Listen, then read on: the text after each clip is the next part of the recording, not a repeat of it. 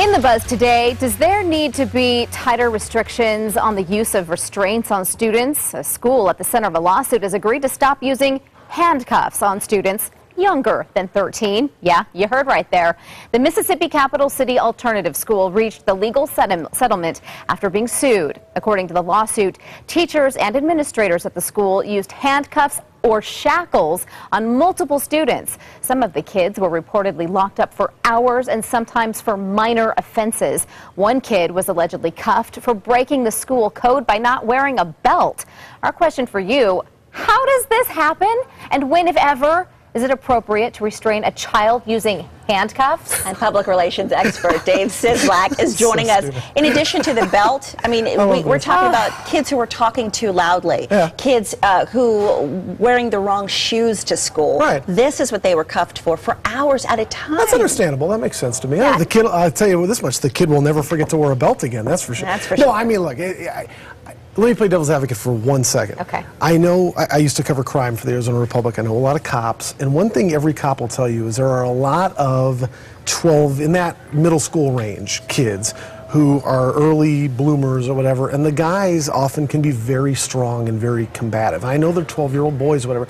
But when you're dealing with a kid who's out of control and flailing and all that, there's not a lot you can do to restrain them, and so sometimes the kid has to be put in cuffs or something to calm them down. I think what they're talking about is a completely different thing. I'm fine with if a kid is just raging and violent and hurting themselves or hurting another kid, hurting the teacher. I get that.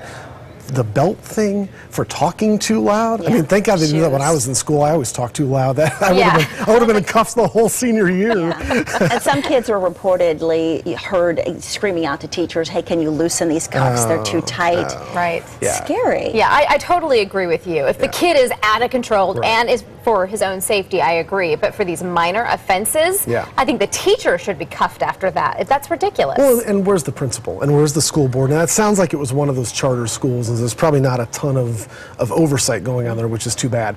But where are the higher-ups to say, no, this is a and frankly, why did it take that long for parents to intercede? If you're talking about all those examples of the kid talking too loud, the kid with the belt, the kid with the shoes, that obviously was going on for a long time. So where are the parents to step in and go, hey, hang on a second, and go to the press or go to the cops and say we have a problem in this school? Well, the principal said that she was unaware that it was still going on. She knew it had happened one time, but she was unaware. And it was actually the parent of a 13-year-old who had ADHD who ended up filing the lawsuit. Yeah, and you hear those stories all the time about the kid with autism who was abused by the teacher and all that. And again, this is another thing. There's 99 great teachers out there, but there's the one bad apple that just spoils it for everybody. Yeah, well, you guys are certainly sounding off on Facebook. Fritz Leitz says, only if it is done by a police officer. These nuts were handcuffing kids to railings for minor infractions like chewing gum and leaving them unattended. What if the building had caught fire? That is a scary thought. Yeah. Cindy Farden says only for legitimate reasons, hurting themselves or others, not for little things.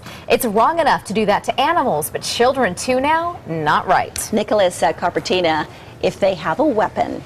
All right, and Jacob Cronin finally, he says, it is appropriate when they get angry, turn green, more than double in size, and start saying, Hulk smash. Yeah, and that's how we posed it. Should kids ever be restrained? And I guess if they are turning into the Hulk, you should restrain. Apparently so, yes.